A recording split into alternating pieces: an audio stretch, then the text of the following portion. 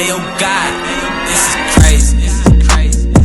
Ladies and gentlemen, how you feeling brother and sisters? This is Simba. Diamond Platnumz anazidi kukamata headlines huko kimataifa baada ya kuonekana akispend pesa nyingi sana kwenye kuandaa performance yake kwenye show iliyofanyika New York City, show inayokwenda kwa jina la Summer Jam, ambayo ilikuwa hosted na moja ya radio station kubwa sana pale USA, Hot 97. Iko hivi, Diamond Platnumz anasemekana kutumia zaidi ya dola za Kimarekani 2.5, ambapo inakuwa kama zaidi ya milioni 650 kwa shilingi za Kitanzania. Imagine pesa yote hiyo Diamond anatumia kwenye maandalizi ya show tu, na Diamond anafahamika vizuri sana linapokuja swala la performance. Sasa show hiyo imekuwa ikiwa hosted kila mwaka na wasanii wakubwa waliokwisha perform kwenye show hiyo ni pamoja na Jay-Z, Nicki Minaj, Lil Wayne na Burna Boy. Na pia Ijumaa hii Diamond amekwenda kuwa moja headlines walioperform pia. Uwepo wa Diamond Platnumz kwenye hiyo show unazidi kumpa mashavu sana kimataifa, kwani anazidi kupaisha Afrobeats kimataifa zaidi na zaidi.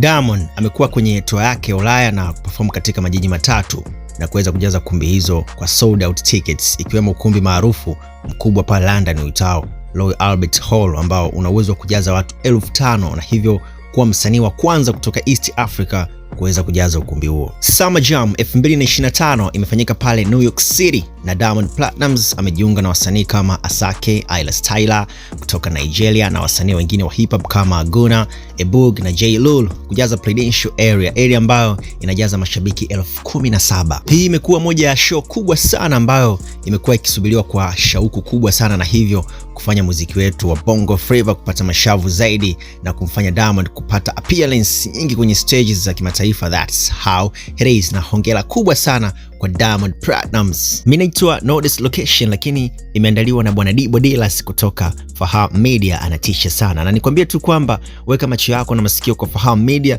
ili tukupeleke mpaka worldwide. Unapi ni mwingi sana.